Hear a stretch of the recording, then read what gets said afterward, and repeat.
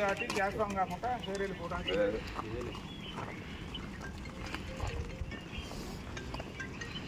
వచ్చి వచ్చి ఇలా పోతుంది. ఆ వాటర్ వచ్చి ఇలా పోతుంది. ఇళ్ళకి వెళ్ళి ఆ వాటర్ అంతా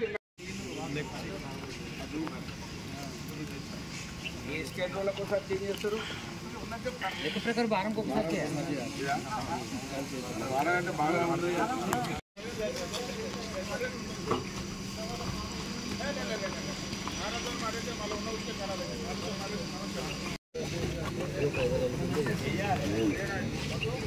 ఏది నెలకన్నా ఎక్కువ ఉండదు. సైన్స్ రిప్లేస్మెంట్ రీసైక్లింగ్ ఇది క్లీనింగ్ వేరే సూపర్వైజర్ పొద్దున్నే టోడికి రావాలి. ఇవాళ ఇంకోళ్ళు ఉంటారు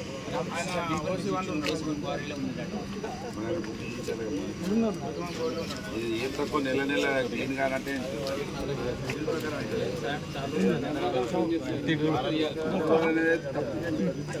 ఈ బెడ్ 3 రోజులు క్లీన్ చేసి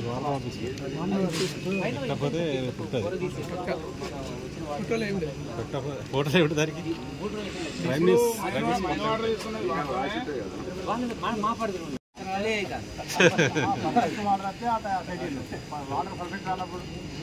అదిగోని పర్ఫెక్ట్ వాటర్ వచ్చినప్పుడు ఇంకొకటి కూడా ఇది తెలుస్తలేదు ఫిల్టర్ అయిన వాటరే కదా ఇక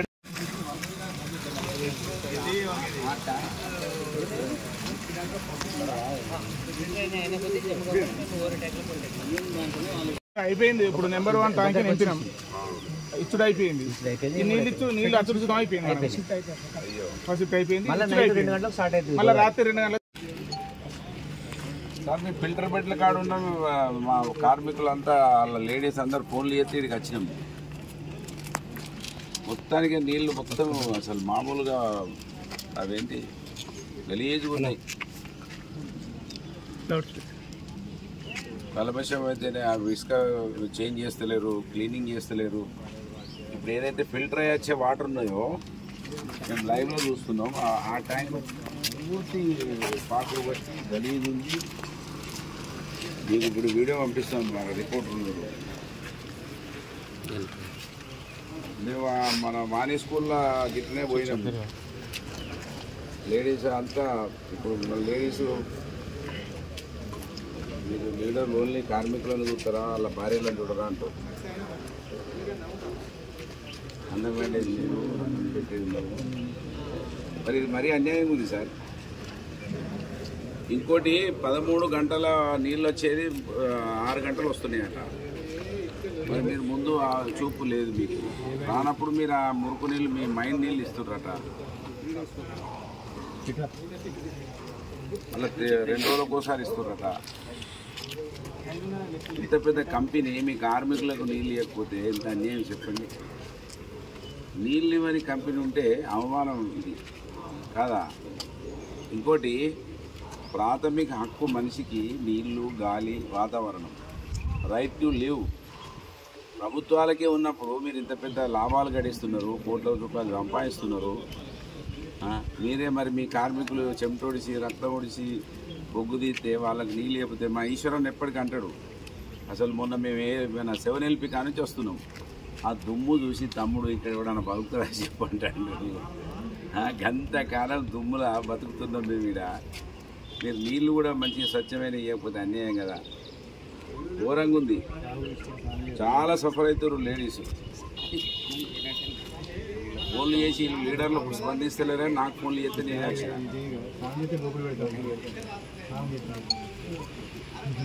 లేదు. మాకు కూడా ప్రత్యక్షంగా తెలవాలి కదా నిజం చెప్తుర్రా అవధి చెప్తుర్రా. ఇంకేంటంటే కోపం కూడా ఉంటుంది కదా అందరికీ. మరి తొందరగా యాక్షన్ తీసుకోవాలి లేదా ఆ లేడీస్ అంతా ఫిల్టర్ బెడ్ల కాడికి వస్తారట. వాళ్ళు చూసిరనుకో గొంగల కలిసే. మీరు ఆ మిషన్ భగీరథ కనెక్షన్ పెట్టినా అయిపోవు కదా, ప్రొవిజన్ ఉందట. అది మేమే నీళ్ళు ఇస్తామని మీరు అట్టిగా లేని తలకాయ నొప్పి పెట్టుకుంటారు. లైన్ వేసి ఉందట చూడండి, ఎప్పటికైనా అవసరమే కదా. చూడండి మరి మీరు రాయండి. RG3 ఏరియా రామగిరి మండలం సెంటనరీ కాలనీ చాలా పెద్ద ఎత్తున కార్మిక క్షేత్రము. ఇక్కడ OC2 ALP మైన్ చాలా పెద్ద మైన్కు సంబంధించినటువంటి కార్మికులు.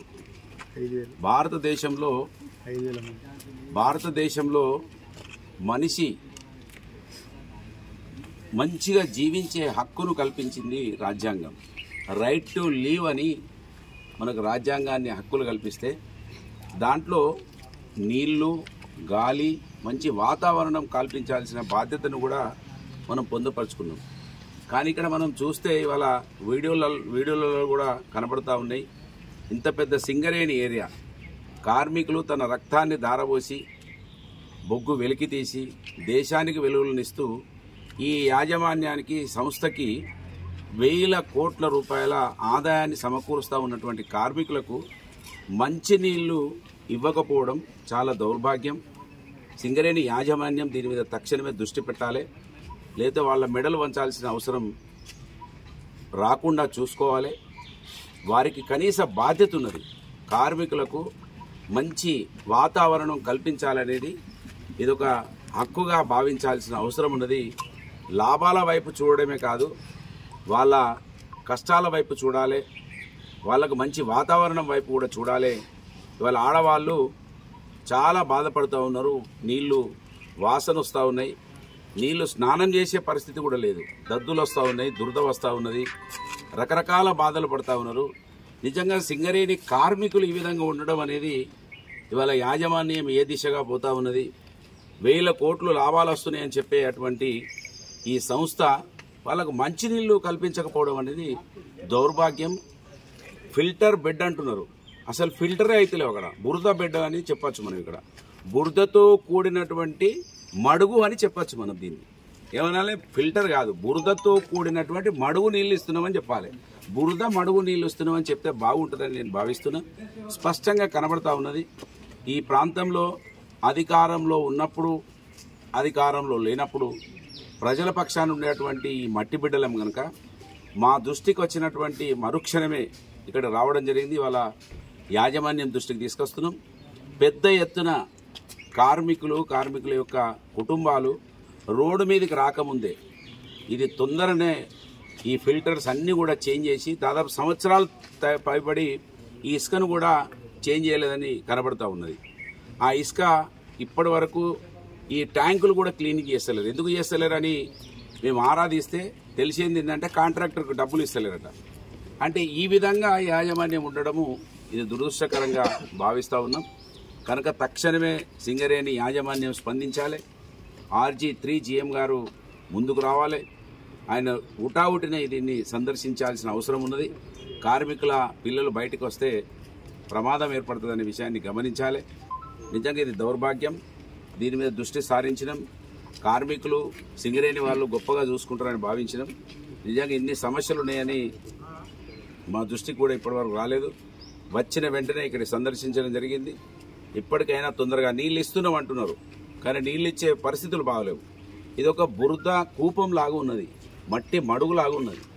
నిజంగా గోదావరిలో లైవ్ నీళ్ళు తీసుకొని ఇక్కడికి వచ్చి వీటిని అవి ఇవ్వడం అనేది దౌర్భాగ్యం. డిమాండ్ చేస్తున్నా తక్షణమే ఇది రిస్టోర్ చేస్తారా, మిషన్ భగీరథ కనెక్షన్ పెట్టించుకుంటారా. మిషన్ భగీరథ కనెక్షన్ పెట్టించుకుని అయినా కూడా ఆ నీళ్ళు ఇవ్వాలని డిమాండ్ చేస్తున్నా. యాజమాన్యం డైరెక్టర్ గారు, MD గారు స్పందించాల్సిన అవసరం ఉన్నదని ఈ నియోజకవర్గ, ఈ ప్రాంత ప్రజల ఒక ప్రతిపక్ష నాయకుడిగా నేను డిమాండ్ చేస్తా ఉన్నాను. జై తెలంగాణ.